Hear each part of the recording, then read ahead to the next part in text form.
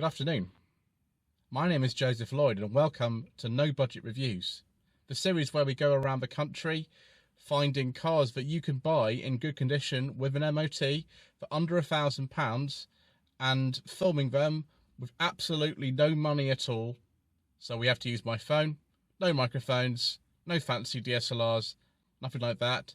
Just good honest cars that you can buy for very little money and you can enjoy driving.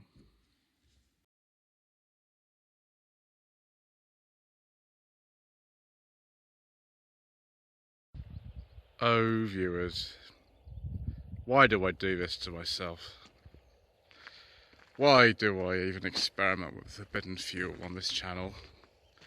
I can't even really talk about it, and yet here we are again. This is a 2009 Ford Focus 1.6 TDCi Zetec estate. It's owned by Charlie, whose family has also supplied the Ford Mondeo Mark III that you might be seeing soon on No Budget Reviews. And this has the famous 1.6 engine that is fitted to all kinds of different types of cars and has almost as many problems as the number of cars that's fitted to it. The Mark II Focus itself was introduced in 2005. The platform it's based on, I think, is similar to the Mark I, although it's a much more distinctive car. But I don't think this looks bad. I think it's actually quite a nice design, particularly this facelifted one. But I just think that the classic potential of the Mark I is now actually meaning that these are looking a little bit sort of, well, anonymous really in comparison. Zetec was sort of in the middle in terms of the trim level, although we haven't got any electric rear windows. We've got parking sensors and manual rear windows, which I think is sort of perplexing. There we are. So this is Charlie's work car, so it's not the cleanest. I do apologise for that. This was, after all, No Budget Reviews. Also, one of these is probably worth a little bit more than £1,000, a facelifted one, but I found a 2-litre version of this car. It was actually a gear for sale with under 100,000 miles on it for £995. I think it's a 2007, so I think I'm okay to film this in No Budget Reviews, particularly as it's a forbidden fuel one, and you know how I feel about those. Design's not too bad. I mean, it looks a bit less anonymous, this facelifted one with new headlamps and also the fog lights on this Zetec, and also the sort of bigger grille. It just looks a bit less anonymous really. The colour's not bad. This is a very popular colour at the time. Just take a look inside the cabin. Both the Mark I and Mark II Focuses really tried to kind of up the quality on what was previously, and you know, it's not bad. It's not as nice as the Mondeo, which I've just filmed, but it's not too bad. I've still got the large controls for the stereo next to the steering wheel. No cruise control or anything on this particular model. Switches, everything feel fine. It's very typical of the era that we've got this sort of silver finished centre console, like a sort of 90s, not 90, I suppose. Obviously the 12-volt socket's being used to charge things. Air conditioning, of course. You don't really want to have air conditioning, absent in a car from 2009, do you? And Bluetooth on this stereo. I don't think this is one of the Sony co-developed ones, although Sony were working a lot with Ford at the time. That's a pretty large glove box for all the sorts of secret mission documents, isn't it? Wow. Heated front screen, of course, Ford trademark at this time. 5-speed manual, Ford gearboxes. I don't know if this is an IB5 or a slightly different type, but Ford gearboxes of the time are generally pretty good. And we actually might be able to mount the camera in that one over there, and so we don't actually have to have the mount in the way for once. I'll see if I can do that for you viewers, and you let me know what you think. It won't necessarily improve the quality of the video, but it might be the mount's not in the way. But since that's a feature of No Budget Reviews anyway, we might leave it. Right, let's have a look in the boot. Boot on this is about 450 litres, so not as big actually as a Mark III Mondeo hatchback, but big enough really for most of the things. Lots of hooks and 12-volt sockets. If you lift up this this liner here, see if they've actually even got a spare wheel in here. Well, just 1 second whilst I lift the carpet up. There we are, there is a spare wheel, but there seems to be a water leak coming in here somewhere. But maybe that's a common fault on these. Load blind is currently in storage, of course, and then the split fold seats. 3-point centre belt for the middle passenger, of course. It looks pretty easy to do. See if you've got an opportunity to try to fold this flat. Just do it one hand. There we go. Yeah, I've probably got to lift that squab, haven't I? I think I've noticed, and is that unless you put that belt in, say there, that's probably what it's for. That's going to be a bit snaggy, isn't it? So let's just try that again and make sure it's. There we go. It's closed. Oh, that's it. So you'd have to flip the seat base up and fully get a flat floor. There we go. That's all right, man. Sorry about the fingers in the way. Just the way it goes on no budget reviews, really. I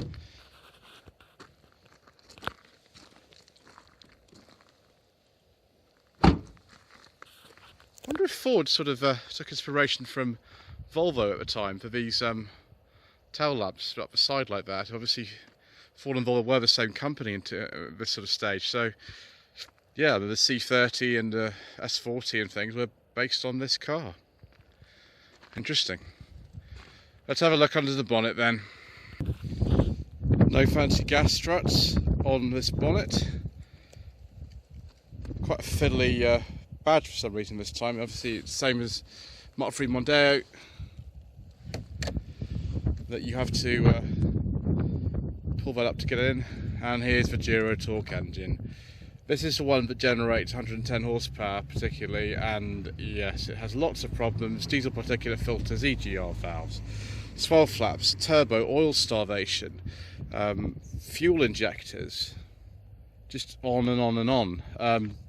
Dual mass flywheels that cost £1,000, and that's now often the value of the car because we're on no budget reviews. It's not an easy engine to recommend, I must admit. Anyway, let's go for a drive and see how it performs.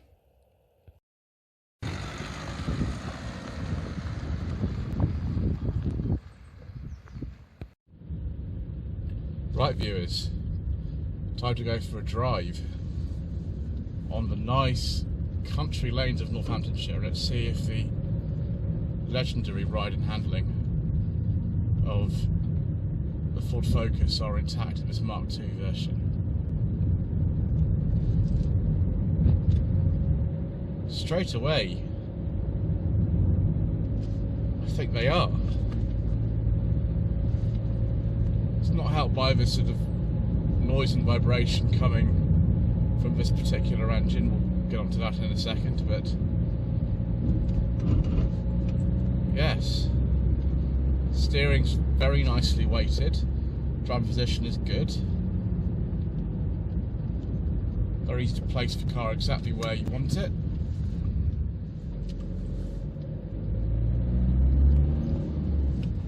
Bit of low down torque with this particular forbidden fuel engine, of course. Basic engine in the Focus Mark II estate was good old Zetec S or Sigma or Duratec engine that first appeared in the Ford Escort XL3i Mark V in 1991, known as the Zeta, but you know it was made for, well, forever. You know, it's the Sigma version of it. The Sigma version that was used in the Mark II. Sorry, I keep forgetting I'm driving a car with a forbidden fuel engine. Basic 1.6 of those. The 1.4 wasn't used in the estate. 1.6, 99 horsepower, and then there was a 115 brake horsepower version of that too. Sounds very appealing. Above that, there was a 1.8 petrol engine. That was a Mazda engine actually. It did 125 horsepower. in the Mark II Focus though, there's this really weird thing about it where, because of the position of the engine, eventually water comes down from sort of the edge of the bonnet and it drips into the spark plug tubes, so that can cause no end of issues. So just be careful about buying a Focus 1.8 petrol. Doesn't happen though on the 2 litre version of that engine, which is about 245 horsepower. So that would be my preference. And we've got this engine, yeah, this co-developed Ford and Peugeot Citroën engine, but also went into the Mini and Suzuki's and Volvos and Mazdas, and my gosh, everything under the sun it's the about 2010.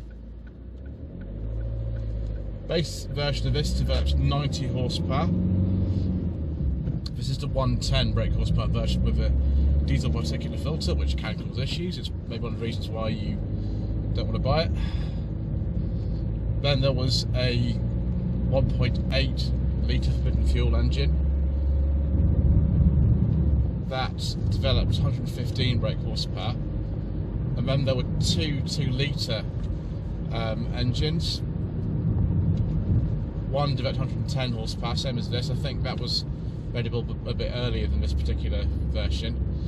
And then there was the top of the range one with 138 horsepower. There we are. I even talked about the forbidden fuel ones that I can't mention on this channel.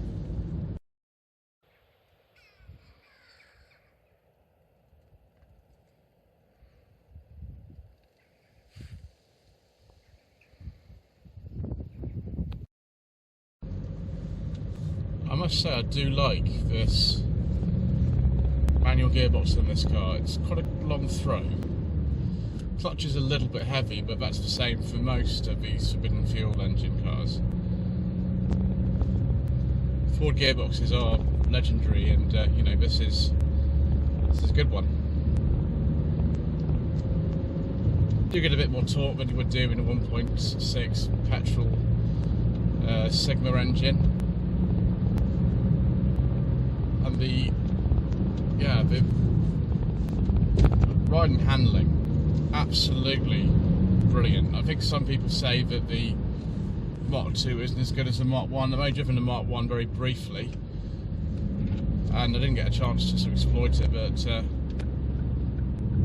yeah, brakes are good. Obviously this chassis yielded the legendary Focus ST with the 5-cylinder Volvo white block engine. And although this has not got the engine I would choose,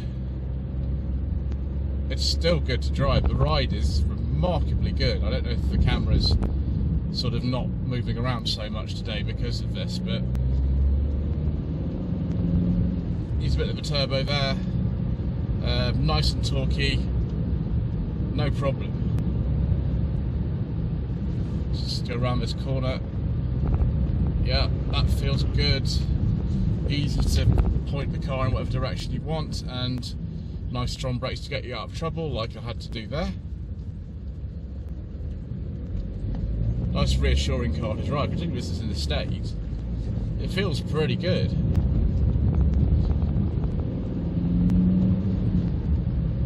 Yes, you can drive it with a lot of confidence. That's the main thing about, you know, normal car like this, driving it with confidence. And I can see maybe why Charlie bought this car. Not maybe so much for the engine, but for the chassis. The chassis is very, very good.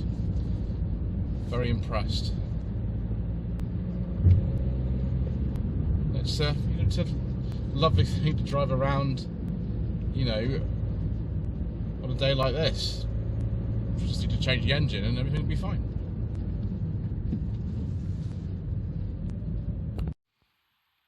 Let's now have a look at some Ford Focus Mark II estate trim levels. Bottom of the range is the Studio, then the Style. The LX was a pre-facelift trim level that was removed. Zetec, Zetec S, Titanium, Gear. The Gear was a pre-facelift only. They didn't want to use the name for some reason after the facelift in January 2008. The Sport and the Kinetic, which was with a forbidden fuel engine.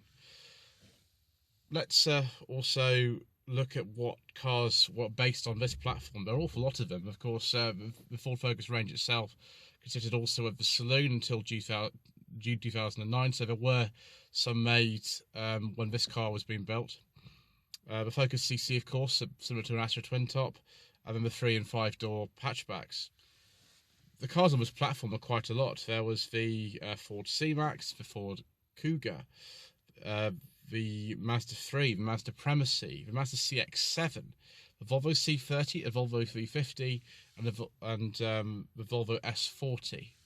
So quite a lot then, and I think it's time also we looked at what other cars used this particular forbidden fuel engine. Right, this engine is known as the DLD 416, and it was used by all sorts of cars. The common horsepower outputs were 90 and 110, although they went as low as 75 and went up to 115. Right, are you ready for this, everybody? The Suzuki SX4, the Mini Cooper D from 2007 to 9, the Citroen C4 Picasso, the Citroen C3 Picasso, the Citroen Berlingo, the Citroen C2, the Citroen C3, the Citroen DS3, the Citroen DS4, the Citroen C4 and C5, the Citroen Zara Picasso, the Ford C-Max and Grand C-Max, the Ford Fiesta, the Ford Fusion, the Ford Focus, the Ford Focus C-Max, the Mazda 2, the Mazda 3, the Peugeot 206, the Peugeot 207. This isn't going very well when we talk about a forbidden fuel Peugeot 207. Peugeot 307, Peugeot 308, Peugeot 3008, Peugeot 508, Peugeot 407, Volvo C30, Volvo S40, Volvo V50, Volvo S60 and V60, Volvo V70, Volvo S80, and the last generation Volvo V40. Goodness gracious me, it's a lot of cars. And also an awful lot of issues. As I said, dual mass flywheels failing, diesel particulate filters failing, swell flaps failing, EGR valves failing, turbo oil starvation problems. I could go on. Injector issues with the part of the crankshaft in them. I mean, with a lot of these cars, coming into no budget reviews territory now, do you really need one of these cars with that engine? I'll let you decide.